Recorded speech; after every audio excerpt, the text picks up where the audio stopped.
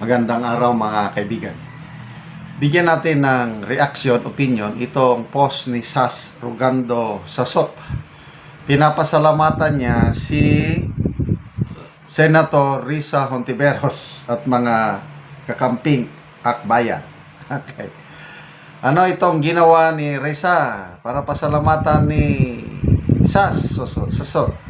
Ito, sila na ang naglabas sa salin ni Tatay Digong. Ano bang purpose nila? Para siraan? Bakit silang maglalabas? Ano? Kasi sa ngayon, sa ombudsman, pwede mo nang kunin ang salin doon. Inopen na ni Ombudsman Rimulya. Oh. Kung inaakala nila na masiraan nila si Tatay Digong for releasing his salin, nako, baliktad ang nangyari. Ako, lalo akong humanga pagkakita ko dito sa salin ni Pangulong Duterte nung presidente siya. In 6 years, yung pagtaas ng kanyang network is talagang malinis, mathematically possible. Talagang mas lalo akong humanga, sumaludo sa ating minamahal na Tatay Digong. Okay, ito ang post ni Sas. Basahin ko lang. Thank you, Risa Hontiveros and Kakamping Akbayan for releasing the salin of Digong. Pinatunayan nyo lang po sa amin na hindi nangurakot si Digong base sa kanyang salin. In 6 years, about 10 million lang tinaas ng salin ni Digong, which is within what is expected of increase a president would get. Oh, ito.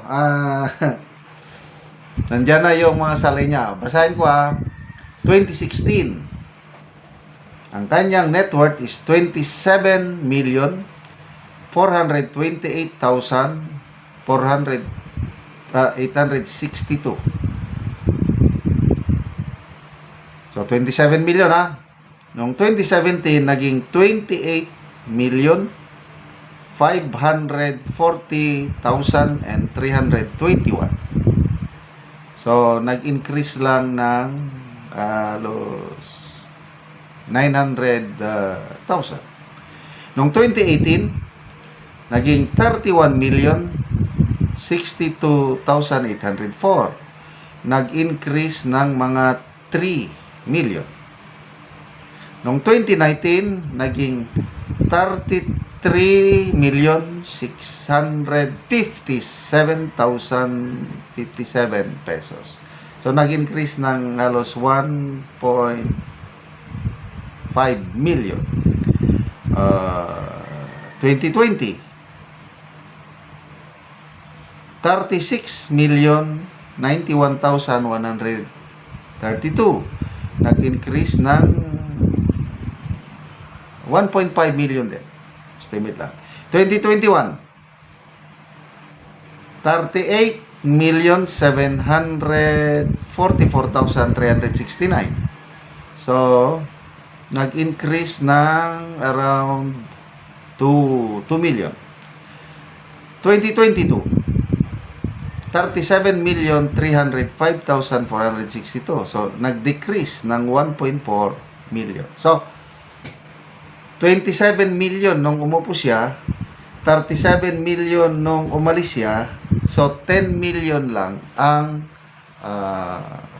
increase. So, magkano ang sweldo ng presidente?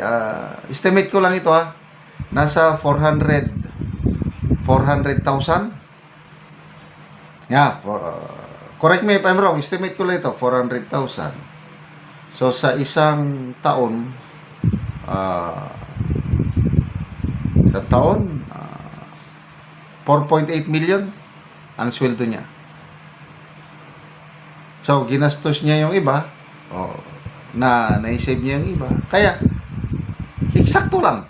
To me, Kaya lalo akong sumaludo sa buhay ng ating Tatay Digong sa kanyang salin. Mas mayayaman pa nga yung ibang senador at Senator Lacson. Magkano ba? Correct me if I'm wrong. Parang matandaanan ko lang 244 million. Senator Padilla, ang pinakamayaman. 300 plus million. Senator Padilla. Ang pinakamayaman is si Senator Padilla. Matandaanan ko lang sumusunod si Senator Rapi Tulfo. Ang laki kaya ang kita ni Senator Tulfo sa kanyang YouTube channel. Among mga prominent Filipino vloggers, ang may pinakamalaking income ay si Rapi Tulfo in action. Dahil yung mga views nila abot ng sa isang upload lang, isang video, no? Abot ng million views. Nako, ang laking kwarta yun. Sa atin nga, mga 5,000, 10,000 views, naka 50,000 din ang iba pa. At least may kita rin tayo na naipon para pantulong natin sa mga nangangailangan. Okay, so tingnan natin ang mga people who reacted. 47,000 people who reacted, 23,000 nag-like, 22,000 ang nag-love, so that's 45. 959 ang nag-care. Sino lang tumatawa? 296 lang ang tumatawa. Ito na yung mga anti-Duterte. So halos 99% believe na believe kay Tatay Digong. Okay, comments.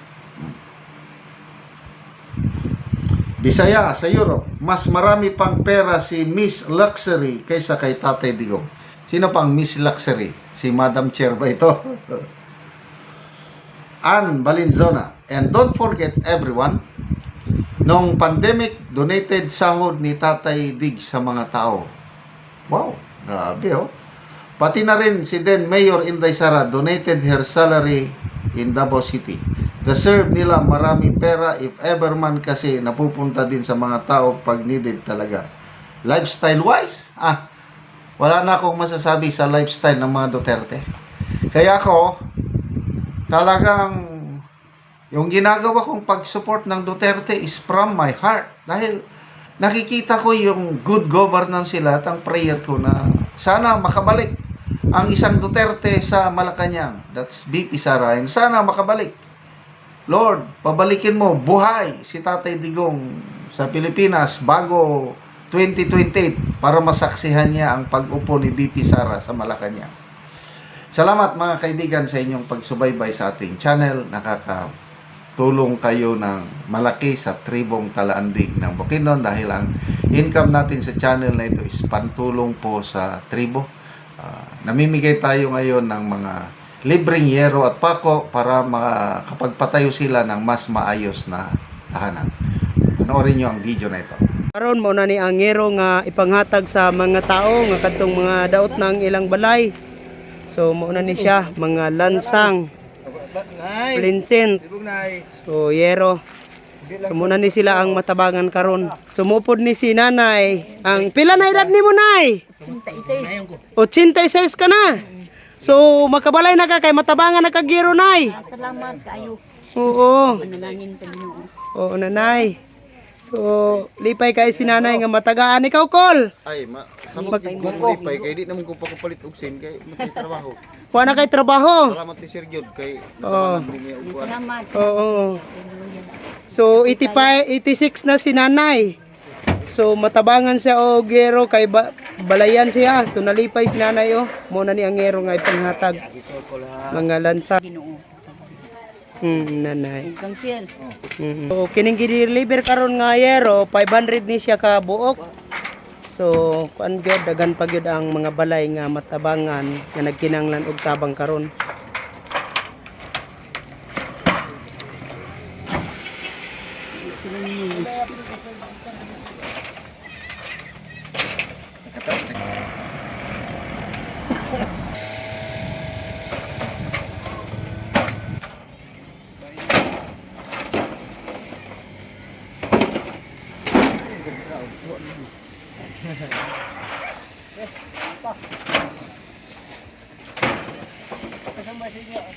Salamat sa Ginoo, salamat ni sir. Salamat ni sir. Kay gitagaan mi niya og kuan.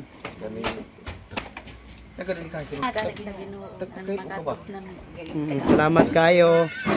So nagpasalamat gid si nanay bisan sa ang katugwaw muna. Matabangan si nanay. Salamat kay nay. Salamat kayo tungod sa akong kanuya gitabangan ako sa Ginoo. Oo.